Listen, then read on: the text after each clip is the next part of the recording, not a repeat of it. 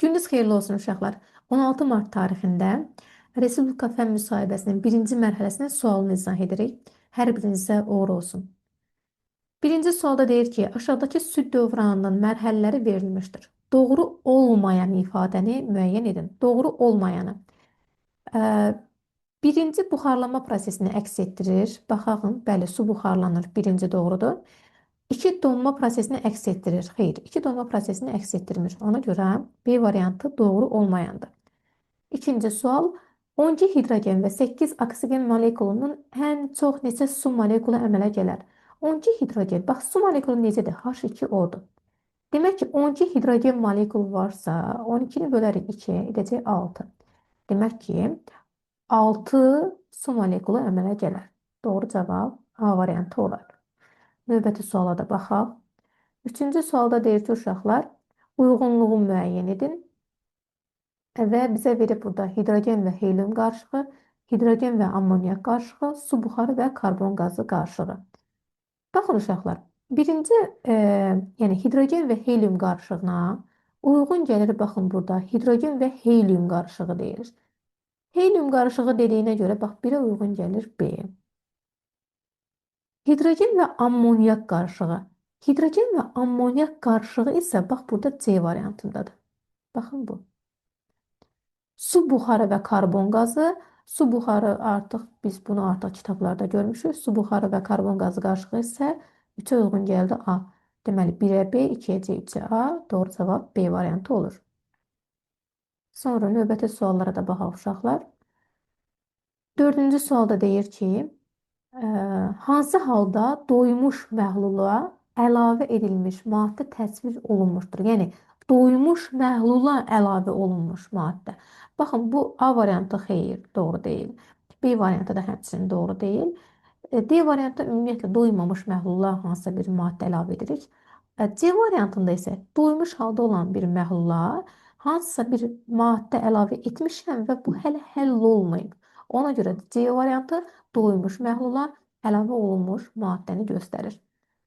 Daha sonra 5-ci suala da baxaq uşaqlar.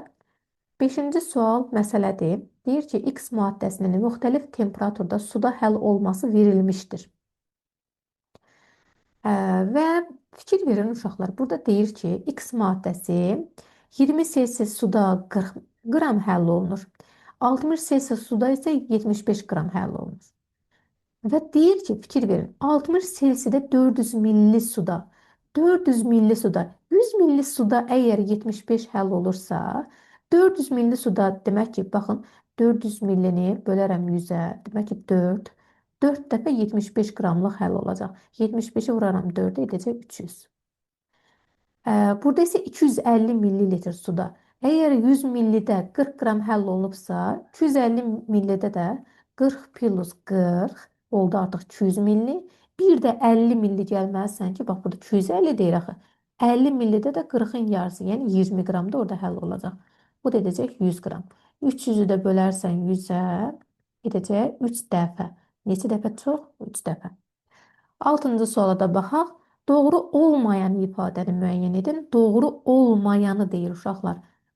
Azərbaycanda güclü zəlzələlərin baş vermə səbəbi ölkənin Avrasiya və Ərəbistan litosfer tavalarının toqquşma sərhədində yerləşməsidir. Bu doğrudur, amma bizdən doğru olmayanı istəyir. Zəlzələlərdən fərqli olaraq vulkanizm prosesləri əsasən litosfer tavalarının mərkəzi hissəsində baş verir.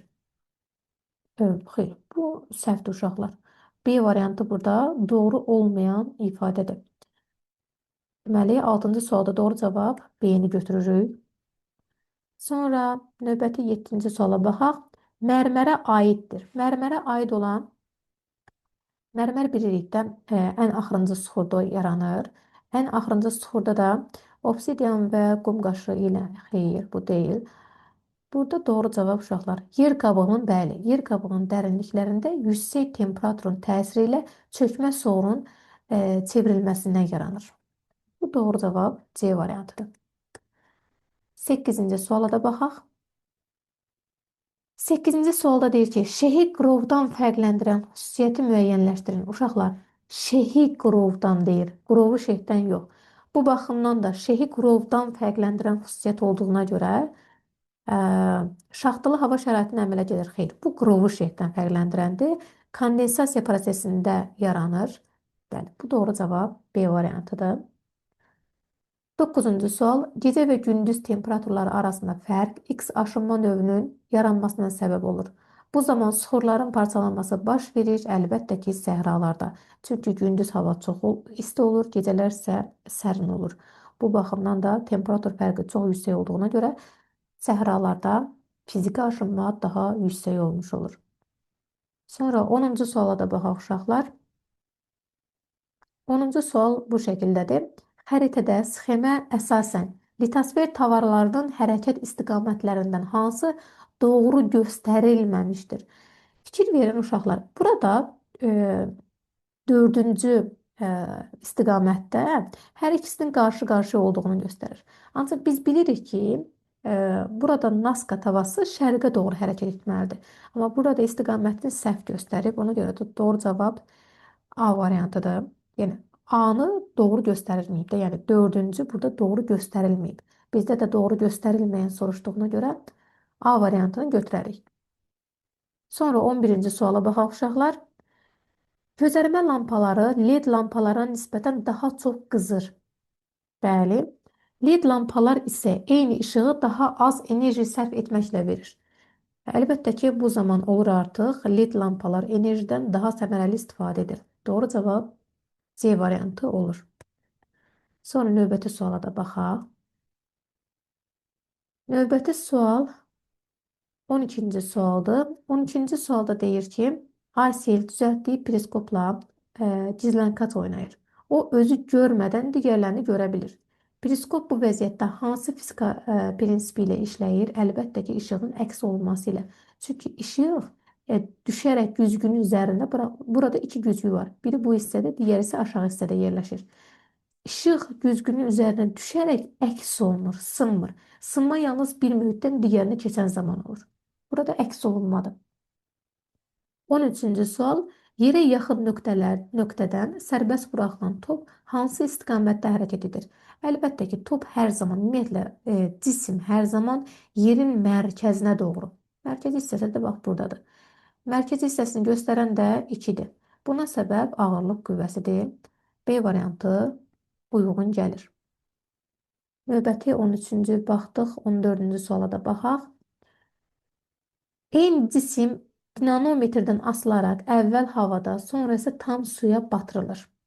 Əvvəl havada, sonra isə tam suya batırılır. Aşağıdakı ifadələrdən hansı dinamometrin suda daha az qiymət göstərməsinə dəlil ola bilməz? Dəlil ola bilməzi deyir. Əlbəttə ki, baxın, D variantına deyir ki, cisim suya daxil edildikdə ona ağırlıq qüvvəsi təsir etmir. Xeyr, bu doğru deyil axı. Suda olsa belə ona ağırlıq qüvvəsi təsir edir. Sadəcə ağırlıq qüvvəsinin əksi istiqamətində Arximed qüvvəsi də olduğu üçün daha az Newtonu göstərəcək. Bəli, dəlil ola bilməz. D variantı götürərik. 15-ci suala da baxaq. Astronavtın yerdə geyimlə birlikdə kütləsi 110 kiloqramdır. M bərabərdir 110 kiloqram. Və deyir ki, bu astronavtın geyimlə birlikdə Marsda çəkisi nəyə bərabərdir? P bərabərdir sual işarəsi. Bilirik ki, P bərabərdir F-ə, o da bərabərdir M vurulsun J-yə. Bu da bərabər olur uşaqlar. M-imiz 110'dur. Vurarıq. J-imizin də qiyməti Marsda 4'dür. Edəcək 440 Newton. Doğru cavab C variantı. Növbəti suala da baxaq. Həzm prosesi ilk dəfə harada başlayır? Həzm prosesi əlbəttə ki, ağız boşluğunda başlayır. Süd məhsullarının kifayət qədər qəbul edilməməsi hansı problemə səbəb ola bilər? Süd məhsulu kalsiumla zəngindir. Kalsiumla zəngin olan bir qidanı əgər qəbul etmərsənsə, əlbəttə ki, sümüklərin zəifləməsi baş verər. 18-ci sual. Şagirdlər qanın bədəndə, bunu tam olaraq göstərməyə çalışım. Şagirdlər qanın bədəndə hərəkətini təqdim etmək üçün təcrübə aparır. Plastik su qabı və şirə çöplərindən istifadə edərək model düzəldirlər. Şəkildə verilmiş modelə əsasən A, B və C ilə işarə edilmiş hissələri müəyyən edin. A ilə B və C-ni burada fikir verin. Əlbəttə ki, B variantı olacaq. Niyə görə? A uyğunlaşır venaya, B uyğunlaşır fikir verin sağ qulaqçığa. Sağ qulaqçıq da yeganə olaraq B variantındadır. C isə arteriyanı müəyyənləşdirir. 19-cu suala da baxaq. Doğru verilmiş fikirləri seçin. Doğru verilmiş fikri.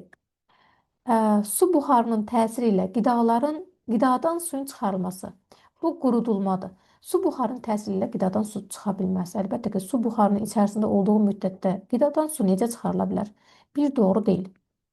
2. Qidanın uzun müddət saxlanması üçün duzlanılması lazımdır. 2 doğrudur. Qidanın uzun müddət saxlanması üçün şəkərdən istifadə lazımdır. Bu da doğrudur. 2 və 3 uyğun gəlir C variantında. Qida zəncirində həm birinci dərəcəli istehlakçı, həm də ikinci dərəcəli istehlakçı ola biləcək canlı.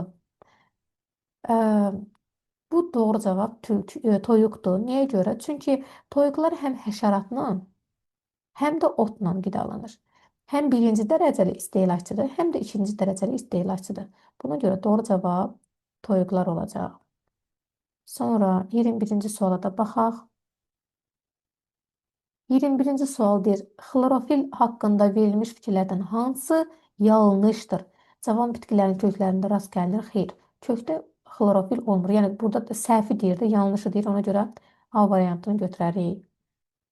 Sonra deməli burada cavab oldu A variantı uşaqlar.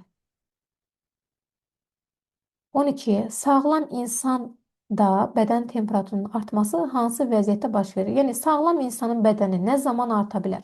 Əlbəttə ki, fiziki fəaliyyət zamanı arta bilər. 23. Bitkilərdə fotosintez üçün hansı amil vacib deyil? Fotosintez üçün günəş işığı lazımdır, su da lazımdır, karbon qaz da lazımdır. Amma oksigen fotosintezin son olaraq nəticəsidir. Onun üçün vacib olan amil deyil. Ona görə doğru cavab C variantıdır. Və sonuncu 24 və 25 suallar qalıb artıq uşaqlar. 24 və 25-ə də baxaq. Deyir ki, vərəm xəstəliyini törədən bakteriyalar hansı formada olur? Bunun şəkli sizin kitabınızda var idi. Əlbəttə ki, çöp şəkilli idi. Vərəm xəstəliyini törədən bakteriyalar. 25 isə doğru ifadəni müəyyən edin. Doğrunu. Xəstəlik törədən mikroorqanizmlərin yoluxduğu orqanizm, bəli, sahib orqanizm adlanır. Belə uşaqlar sizinlə Respublika Fənn müsahibəsinin birinci mərhələsinin bütün suallarını birlikdə analiz etdik. Ümid edirəm ki, hər şey könlünüzcə olar, hər kəs öz çəkdiyi zəhmətin qarşılığını görər.